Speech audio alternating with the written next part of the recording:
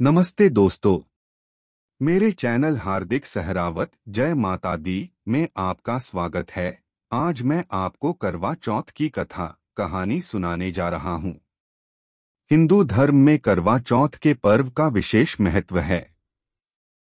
आज के दिन सुहागिन स्त्रियां पूरे दिन निर्जला उपवास करके पति की लंबी उम्र की प्रार्थना करती हैं।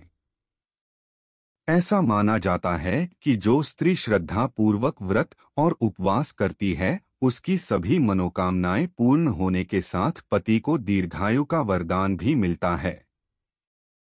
दिन भर निर्जला व्रत करने के बाद रात में चंद्रमा के दर्शन के पश्चात ही जल और अन्न ग्रहण करने का विधान है।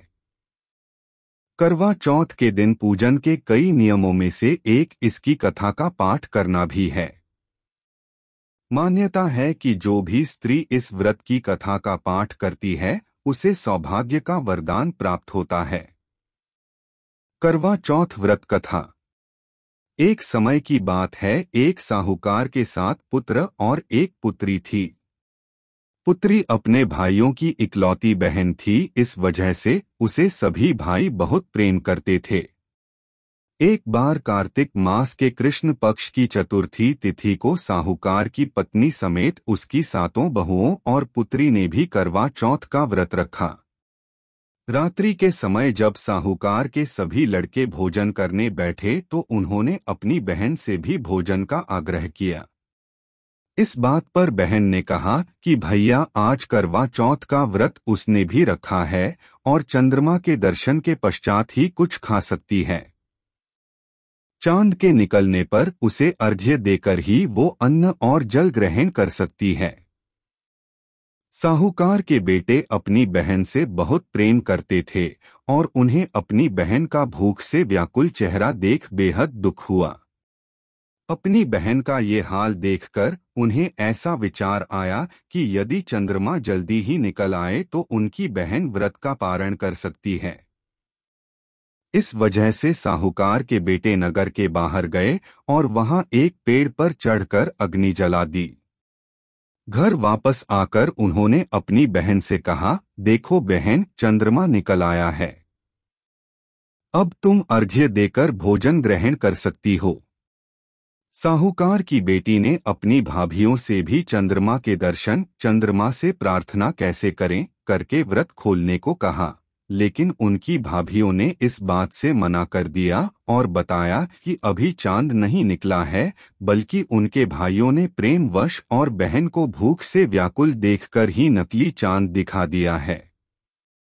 बहन ने भाभियों की बात को अनसुना कर दिया और अपने भाइयों की बात मानकर भाइयों द्वारा दिखाए गए नकली चांद को अर्घ्य देकर अन्न जल ग्रहण कर लिया। इस प्रकार बहन का करवा चौथ का व्रत भंग होने की वजह से भगवान श्री गणेश साहूकार की बेटी पर अप्रसन्न हो गए। गणेश जी की अप्रसन्नता के कारण उस लड़की का पति जल्दी ही बीमार हो गया और घर में बचा हुआ सारा धन उसकी बीमारी में व्यय हो गया। साहूकार की बेटी को जब अपने किए हुए दोषों का पता लगा तो उसे बहुत पश्चाताप हुआ। उसने गणेश जी से क्षमा प्रार्थना की और फिर से विधि पूर्वक चतुर्थी का व्रत शुरू कर दिया। उसने विधि से पूजन करके चंद्रमा को अर्घ्य देकर अपना उपवास पूरा किया और वहां उपस्थित सभी लोगों का आशीर्वाद ग्रहण किया। साहूकार की निश्चल भक्ति और श्रद्धा को देखकर भगवान गणेश जी उस पर प्रसन्न हो गए और उसके पति को जीवन दान दिया। साथ ही उसे सभी प्रकार के रोगों से मुक्त करके धन, संपत्ति और वैभव से युक्त कर दिया। करवा चौथ माता की जय। करवा चौथ व्रत कथा का महत्व।